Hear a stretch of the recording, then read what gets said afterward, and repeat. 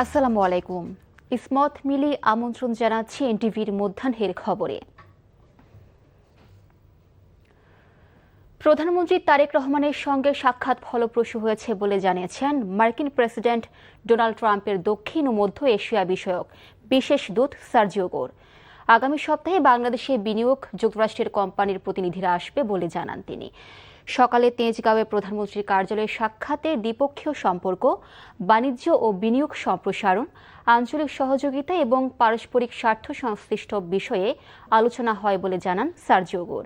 3 দিনের সফরে বৃহস্পতিবার ঢাকায় আসেন সার্জিও গোর। বৈঠকে পররাষ্ট্রমন্ত্রী খলিলুর রহমান, প্রতিমন্ত্রী শামা ওবায়েদ, প্রধানমন্ত্রীর পররাষ্ট্র বিষয়ক উপদেষ্টা হুমায়ুন কবির, প্রধানমন্ত্রীর উপদেষ্টা রেহান আসিফ আসাদ, মাহদি আমিন, ঢাকায় যুক্তরাষ্ট্রের রাষ্ট্রদূত ব্রেন্ট টি ক্রিস্টেনসেন উপস্থিত ছিলেন।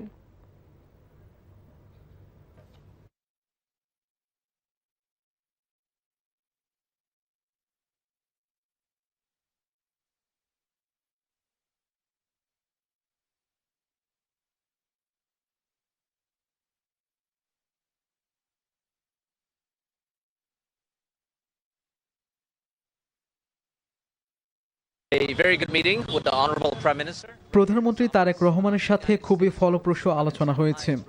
আমাদের দুই দেশের মধ্যে যথেষ্ট সম্ভাবনা আছে। এ সপ্তাহে আমরা বাংলাদেশে ভ্রমণ সতর্কতা নামিয়ে এনেছি, যাতে যুক্তরাষ্ট্রের মানুষের আসার আগ্রহ বাড়ে এবং বিনিয়োগ পরিবেশ তৈরি হয়। যুক্তরাষ্ট্রের কোম্পানিগুলোর প্রতিনিধিরা আগামী সপ্তাহে বাংলাদেশ সফর করবে। তারা বিনিয়োগের সম্ভাবনা দেখবে। আমরা উভয় পক্ষ থেকে বার্তা দিতে চাই যে আমাদের যথেষ্ট সম্ভাবনা রয়েছে। কৃষি শিল্প, আইটি সহ অনেক খাত আছে যে বিষয়গুলো নিয়ে বাংলাদেশ যুক্তরাষ্ট্র একসাথে কাজ করতে পারে। আমরা আমাদের সম্পর্ক পরবর্তী স্তরে নিয়ে যেতে চাই।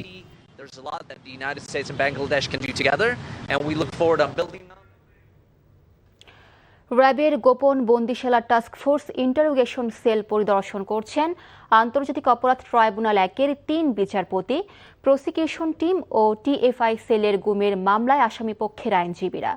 টিএফআই সেলের গুমের ঘটনায় করা মানবতাবিরোধী অপরাধের এই মামলায় মোট আসামি 17 জন। তাদের মধ্যে 10 জন অভিযুক্ত সেনা কর্মকর্তা গ্রেপ্তার আছে। সে সময় র্যাবে দায়িত্ব পালন করেছিলেন অভিযুক্তরা।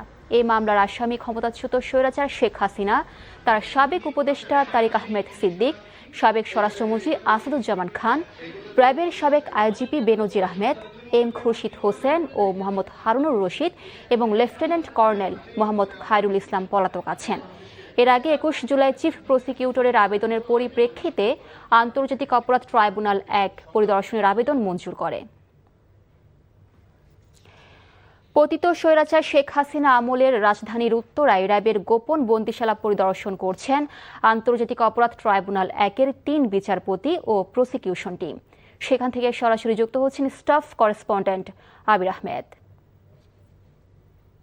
আবির, গোপন বন্দিশালা পরিদর্শন নিয়ে কি তথ্য আছে আপনার কাছে, আমাদেরকে বিস্তারিত জানাবেন।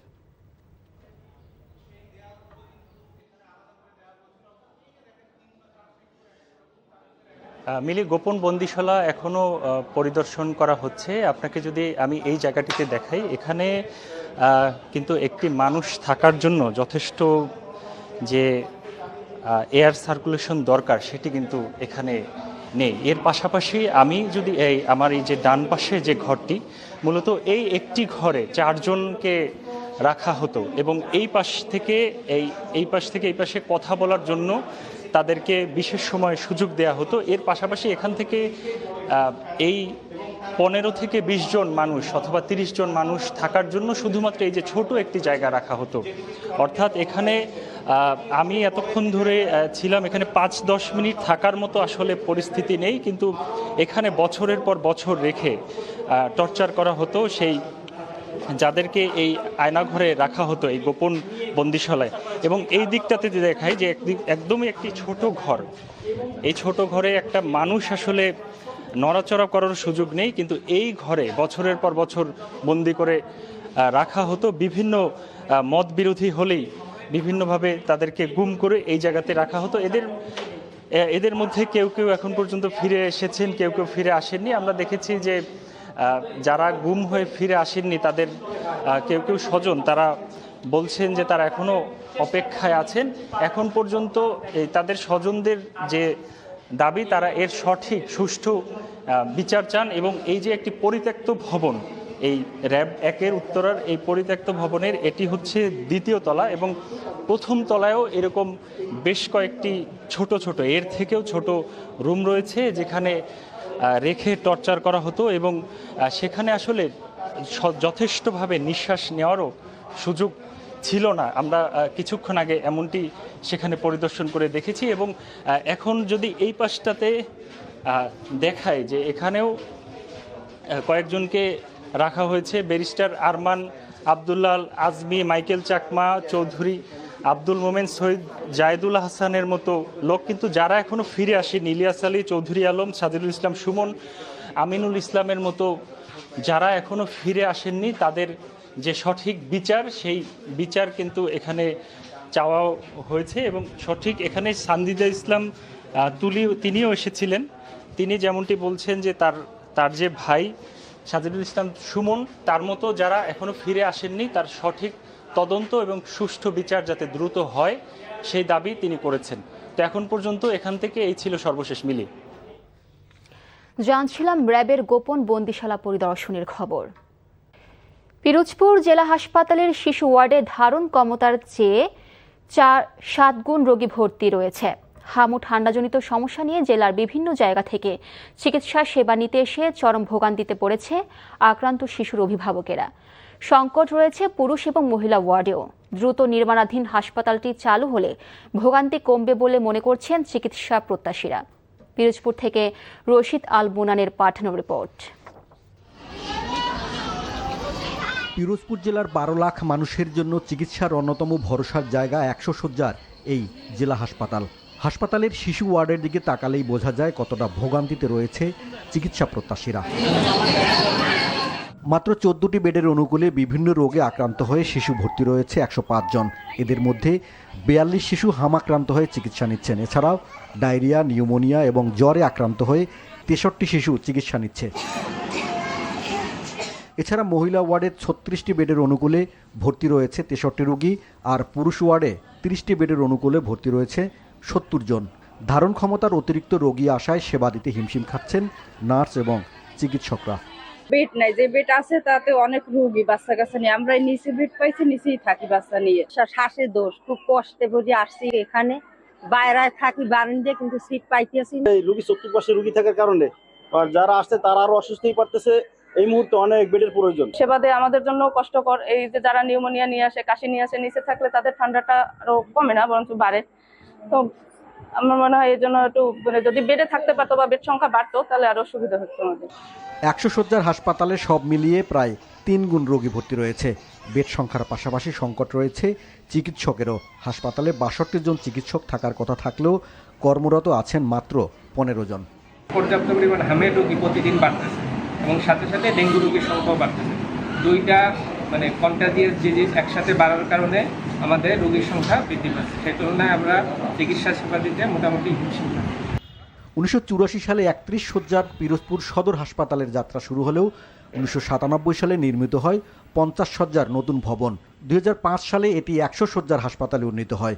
নবনির্মিত 250 শয্যার হাসপাতালটি উদ্বোধন হলে উন্নত চিকিৎসা সেবা নিশ্চিত হবে বলে মনে করছেন চিকিৎসা প্রত্যাশীরা। NTV news desk. চট্টগ্রামে এস আলম গ্রুপের 8টি কারখানার 4000-এর বেশি শ্রমিককে ছাঁটাই করেছে কর্তৃপক্ষ। সকাল থেকে সিদ্ধান্ত কার্যকর হয়েছে। দীর্ঘদিন ধরে আমদানি ঋণপত্র বা এলসি খুলতে না পারায় কাঁচামাল সংকটে উৎপাদন ব্যাহত হওয়ায় এ সিদ্ধান্ত নিয়েছে বলে জানিয়েছে প্রতিষ্ঠানটি।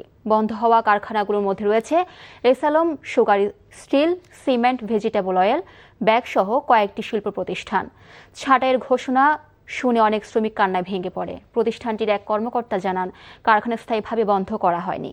কাঁচামালের সংকট কাটিয়ে উঠলে উৎপাদন স্বাভাবিক করার সিদ্ধান্ত নেওয়া হবে। কোস্টগার্ড অভিযান চালিয়ে মায়ানমারে পাচারকালে বিপুল সারসহ 23 পাচারকারীকে আটক করেছে। সকালে কোস্টগার্ডের মিডিয়া কর্মকর্তা লেফটেন্যান্ট কমান্ডার সাব্বির আলম সুজন এই তথ্য জানান। তিনি বলেন, চট্টগ্রামের পতেঙ্গা থানার বহিনুঙ্গর এলাকায় কোস্টগার্ড আউটপোস্ট গোপন সংবাদের ভিত্তিতে অভিযান পরিচালনা করে। অভিযান চলাকালীন সন্দেহজনক 2টি ফিশিং বোটে তল্লাশি চালিয়ে 23 পাচারকারীকে আটক করা হয়। পরে কার্গো বোটে তল্লাশি চালিয়ে 450 বস্তা সার এবং পাচার কাজে ব্যবহৃত কার্গো বোট জব্দ করা হয়। নিয়ম ভঙ্গের দায়ে চেলসিকে 1 কোটি পাউন্ড জরিমানা করেছে ইংলিশ ফুটবল অ্যাসোসিয়েশন। একই সঙ্গে ক্লাবটির উপর টানা 2 ট্রান্সফার উইন্ডোর জন্য খেলোয়াড় নিবন্ধনে নিষেধাজ্ঞা দেওয়া হলেও সেটি 2027 সালের 30 জুন পর্যন্ত স্থগিত রাখা হয়েছে। বিবৃতিতে এফএ জানায়, স্বাধীন নিয়ন্ত্রক কমিশনের তদন্তে চেলসির বিরুদ্ধে আনা 74টি অভিযোগ প্রমাণ হয়েছে। শুরুতে 6 পয়েন্ট কেটে নেওয়ার শাস্তি দেওয়া হলেও আপিলে সেটি বাতিল হয়। পরিবর্তে স্থগিত ট্রান্সফার নিষেধাজ্ঞা বহাল রয়েছে। গত সেপ্টেম্বরে ফুটবল এজেন্ট মধ্যস্থতাকারীদের সঙ্গে কাজ এবং খেলোয়াড়দের চুক্তিতে তৃতীয় পক্ষের বিনিয়োগ সংক্রান্ত নিয়ম ভঙ্গের অভিযোগ আনে এফএ। সংস্থাটি জানিয়েছে 2009 থেকে 2022 সালের মধ্যে সংঘটিত এসব অনিয়মের বেশিরভাগই রোমান আব্রামোভিচের মালিকানাকালের। এ ছিল মধ্যাহ্নের খবরে। 2টায় দুপুরের খবর দেখার আমন্ত্রণ রইল। ধন্যবাদ সবাইকে।